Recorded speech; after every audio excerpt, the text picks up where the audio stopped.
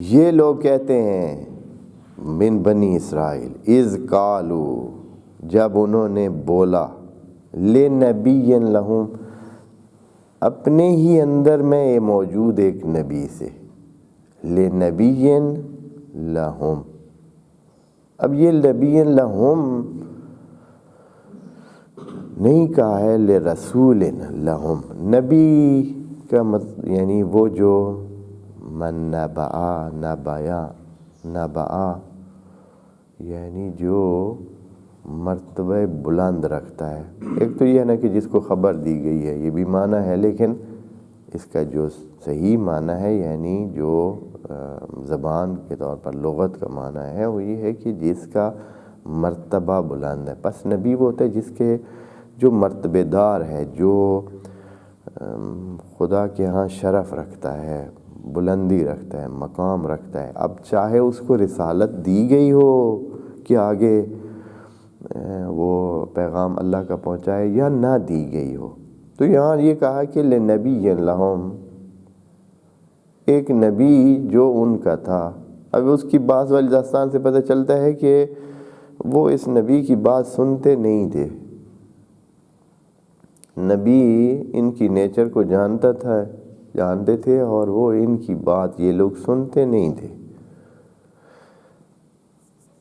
اگر سنتے ہوتے تو یہ اصلاً اپنے گھروں سے باہر ہی نہ نکلے ہوتے. اس کا مطلب یہ ہے کہ نبی یا تو پھر صرف نبی تھے اور رسول نہیں تھے، یعنی آگے پیغام پہنچانا ان کا کام نہیں تھا، صرف یہ تھا کہ وہ وہاں تھے اور اللہ کے بندے کے طور پر وہاں رہ رہے تھے. اللہ نے ان کو یہ درجہ نبوت کا دیا ہوا تھا، لیکن آگے رسالت کا درجہ یا تبلیغ کے لیے ان کو نہیں معین کیا تھا، یا ہو سکتا ہے کیا ہو.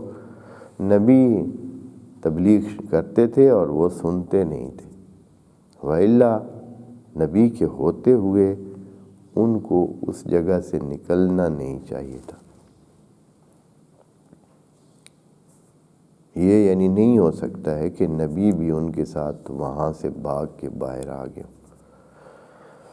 یا اس سے یہ پتہ چلتا ہے کہ ان کو وہاں سے نکلے ہوئے کافی ٹائم ہو گیا تھا اور بعد میں کوئی انسان ان میں پیدا ہوا جس کو نبوت کا درجہ حاصل ہوا.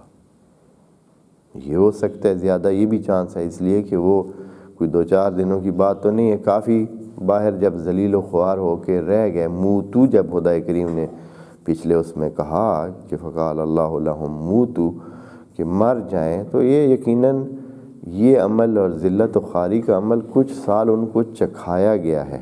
اچھا خاصا ان کو یہ عمل کہ وہ ذلیل و خوار ہو کر رہیں، یہ چکھایا گیا ہے.